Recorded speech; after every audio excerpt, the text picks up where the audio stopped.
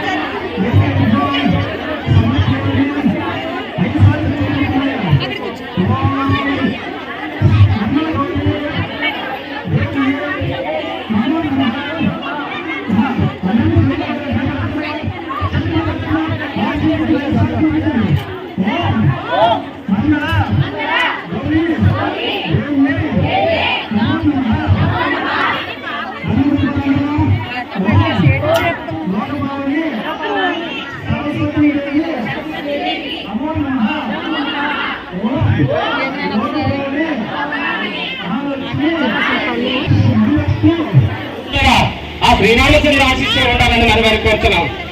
రండి చూడండి అమ్మ, స్వామివారి సాయి కార్యక్రమం బయలుదేరింది.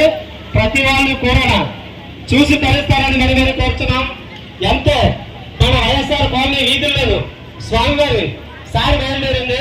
ప్రతి అక్కలు, ప్రతి చెల్లులు, ప్రతి తమ్ముళ్ళు కూడా చూసి తరించి స్వామివారి దివ్యాశీస్సులు పొందుతారని. సీతమ్మ వారి సారమ్మ, నేను తప్పు చెప్పను, ఏమనుకోవద్దు. సీతమ్మ వారి నమ్మకదా అమ్మలారా, అత్తలారా, రండి. మన సీతమ్మ తల్లి సారి బయలుదేరింది మన వీధులను. ప్రతి ఒక్కరూ చూసి తెలుస్తారని మరి కోరుతున్నాం. అమ్మలారా, అక్కలారా, తల్లులారా, ఈరోజు శ్రీరామనవమి సందర్భంగా మన కాలేజీలో ఎంతో చక్కగా భక్తి శ్రద్ధలతో శ్రీరామనవమి ఉత్సవాలు జరుపుకుంటున్నాం. అలాగే మన 10 సంవత్సరాల నుండి ఎంతో చక్కగా ఈ కార్యక్రమాలు మన కాలనీవాసులు అందరూ కలిసి ఎంతో చక్కగా శ్రీరామనవమి ఉత్సవాలు జరుపుకుంటాం.